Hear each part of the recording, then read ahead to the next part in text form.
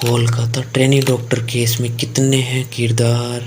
Supreme court ने पश्चिम बंगाल सरकार और पश्चिम बंगाल पुलिस को क्यों लगाई फटकार? सीबीआई जांच करते हुए कहां तक पहुंची?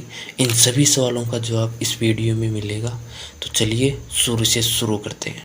इस ट्रेनी डॉक्टर की मृत्यु के बाद मौका-ए वारदात को लेकर अब भी कुछ ऐसे अनसुलझे सवाल हैं जिनका जवाब सीबीआई तलाश रही है।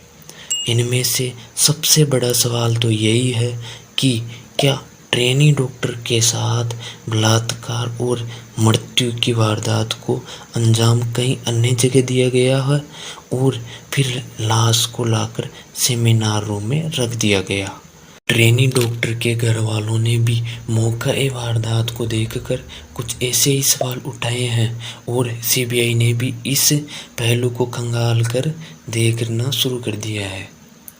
छानबीन में सीबीआई को पता चला कि 9 अगस्त की सुबह मृत ट्रेनी डॉक्टर को नींद से जगाने के लिए उसका एक कलीग अस्पताल के सेमिनार हॉल में पहुंचा था, लेकिन उसे लगा कि शायद डॉक्टर मैम सो रही है और वह वापस चला गया, जबकि तब तक उसका कत्ल हो चुका था और सेमिनार हॉल में उसकी लाश पड़ी थी। सीबीआई ने उस कलीग डॉक्टर से भी पूछताछ की, लेकिन उस कलीग डॉक्टर ने अपने जवाब में बताया कि जब वह सेमिनार रूम में ट्रेनी डॉक्टर को बुलाने के लिए पहुंचा तो उसने देखा कि ट्रेनी डॉक्टर अपने सिर पर हाथ रखकर नीचे एक मैट्रेस पर लेटी है, जिसे देखकर उसे लगा कि शायद वो सो रही है। लेकिन सवाल ये भी है कि जिस तरह से ट्रेनी डॉक्टर की लाश सेमिनार हॉल में पड़ी थी, क्या उसे देखकर ऐसा नहीं लगता है कि एक यह लाश पड़ी है या इसकी मृत्यु हो चुकी है? तो इसके जवाब में कलीग डॉक्टर ने कहा कि लाश के पास ही एक बेंच भी रखी हुई थी, जिसकी सहायता से मैंने उस ट्रेनी डॉक्टर को देखा और मुझे लगा कि वह सो रही है। यानी इन सब से साफ हो रहा था कि कत्ल के बाद आरोपी ने पीड़ित डॉक्टर का हाथ इस तरह से उसके सिर पर रख दिया जिसे देखकर ये लगे कि वो सो रही है। यानी सीन ऑफ क्राइम को वारदात के बाद छेड़छाड़ की गई हो, ऐसा लग रहा था।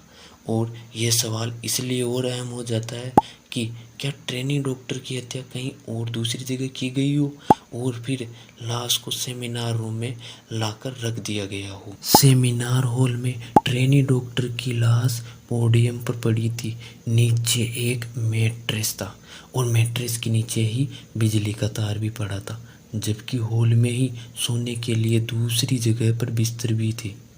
ऐसे में सवाल यह है कि ट्रेनी डॉक्टर ने रात को सोने के लिए पोडियम पर रखे उस मैट्रेस को ही क्यों चुना? सीबीआई सीन ऑफ क्राइम के इस मुआयने के बाद ऐसे और सवालों के तह तक जाने की कोशिश कर रही है। यह सारी रिपोर्ट सीबीआई ने उस सुप्रीम कोर्ट की 3 जजों वाली बेंच को सौंप दी है। इधर सुप्रीम कोर्ट में पश्चिम बंगाल के मामले पर चीफ जस्टिस की अगुवाई में 3 जजों की बेंच ने सुनवाई शुरू की। सीजेआई चंद्रचूड़ ने इतने संगीन मामले में एफआईआर दर्ज करने में हुई देरी समेत कई मामलों पर बंगाल सरकार और बंगाल पुलिस को फटकार लगाई। उन्होंने कहा कि इस वारदात के बाद फौरन एफआईआर दर्ज करवाना अस्पताल प्रशासन की जवाबदेही थी, लेकिन एफआईआर रात 11:45 पर हुई। इससे पहले प्रशासन क्या कर रहा था? ये सिर्फ एक वारदात की बात नहीं है, बल्कि इसने पूरे देश के स्वास्थ्य सेवाओं पर असर डाला है। पश्चिम बंगाल सरकार की ओर से सीनियर एडवोकेट कपिल सिब्बल ने कहा कि कानूनी जांच के तुरंत बाद पुलिस ने यूडी केस यानी अस्वाभाविक मौत का मामला दर्ज किया था। इस पर प्रतिक्रिया देते हुए चंद्रचूड़ ने कहा कि यानी हत्या का मामला दर्ज हुआ, वो भी इतनी देर के बाद। सुप्रीम कोर्ट ने घरवालों को लाश सौंपने में हुई देरी को लेकर भी सवाल पूछा। जस्टिस चंद्रचूड़ ने पूछा कि घरवालों को शव कब सौंपा गया, तो बंगाल सरकार की ओर से सीनियर एडवोकेट कपिल सिब्बल ने बताया कि तकरीबन रात 8:30 बजे। इस पर सीजीआई ने कहा कि एफआईआर अंतिम संस्कार के भी 3 घंटे बाद यानी रात 11:15 दर्ज हुई है। सीजीआई ने आगे सवाल पूछा कि पुलिस ने सीन ऑफ क्राइम को प्रोटेक्ट करने में लापरवाही क्यों की। आखिर 14 व 15 अगस्त की रात को हजारों लोग अस्पताल में कैसे पहुंच गए। वारदात के बाद आरजी कर हॉस्पिटल एंड मेडिकल साइंस के प्रिंसिपल आखिर क्या कर रहे थे और उन्हें सरकार द्वारा आरजी कर एंड हॉस्पिटल के प्रिंसिपल पद से हटाए जाने के बाद सरकार ने फिर तुरंत पोस्टिंग क्यों दी। ये सभी सवाल पूछ रहे थे सीजीआई।